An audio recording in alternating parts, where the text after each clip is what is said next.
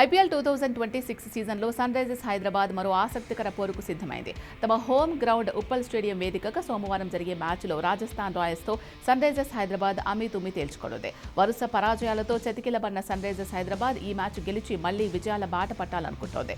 మరోవైపు వరుసగా 4 మ్యాచ్లు గెలిచి జోరు మీదున్న రాజస్థాన్ రాయల్స్ అదే జోరు కొనసాగించాలి అనే పట్టుదలతో ఉంది. ఈ మ్యాచ్ నేపథ్యంలో అందరి కళ్లు రాజస్థాన్ రాయల్స్ టీనేజ్ సెన్సేషన్ 15 ఏళ్ల కుర్రాడు వైభవ్ సూర్యవంశీపైనే ఉన్నాయి.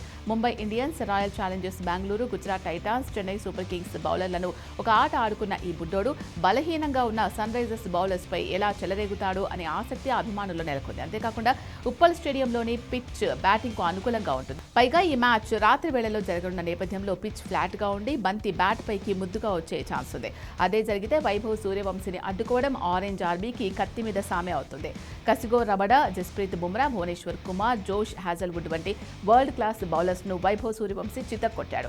స్టార్ ప్లేయర్స్లను ఆడుతున్నామనే భయం లేకుండా వారిపై విరుచుకుపడ్డాడు. బుమ్రా బౌలింగ్లో అయితే తొలి 3 బంతుల్లో 2 సిక్సులు బాది అందరినీ ఆశ్చర్యపరిచాడు ఈ వండర్ కిడ్.